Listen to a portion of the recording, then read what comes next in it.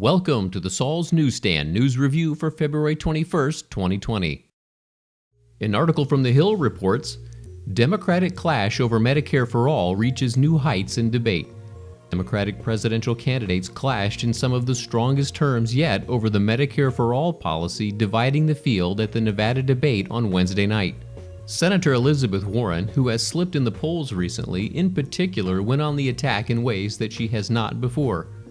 She said former South Bend, Indiana Mayor Pete Buttigieg's plan was, quote, thought up by his consultants, and compared Senator Amy Klobuchar's plan to, quote, a post-it note saying insert plan here.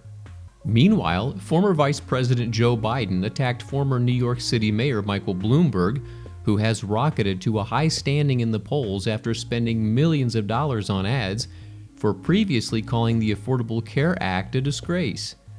During the debate, Bloomberg said, I am a fan of Obamacare. But then Biden interjected, didn't you call it a disgrace? An article from Politico states, Labor's civil war over Medicare for All threatens its 2020 clout. Medicare for All is roiling labor unions across the country, threatening to divide a critical part of the Democrat base ahead of several major presidential primaries. In union-heavy primary states like California, New York, and Michigan, the fight over single-payer health care is fracturing organized labor, sometimes pitting unions against Democratic candidates that vie for their support.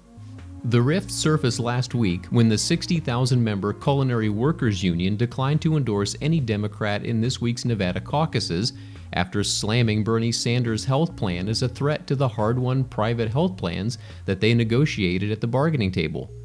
But the conflict extends well beyond Nevada. Medicare for All is notably unpopular with swing voters in the battleground states of Michigan, Minnesota, Pennsylvania, and Wisconsin, according to a December poll by the Kaiser Family Foundation and Cook Political Report. And finally, an article from the Daily Wire reports, Bloomberg nails socialist Bernie. You're a millionaire with 3 houses. Billionaire Democratic presidential candidate Michael Bloomberg blasted the hypocrisy of socialist Democratic presidential candidate Bernie Sanders on Wednesday during NBC's presidential debate by pointing out how Sanders is a millionaire who owns 3 homes. The question was about socialism. What a wonderful country we have. The best-known socialist in the country happens to be a millionaire with 3 houses. What I miss here? Well, you'll miss that I work in Washington, house 1. That's the first problem. Live in Burlington, house 2. That's good. And like thousands of other Vermonters, I do have a summer camp. The exchange started several minutes prior when MSNBC's Chuck Todd asked Bloomberg, quote, Mayor Bloomberg, should you exist?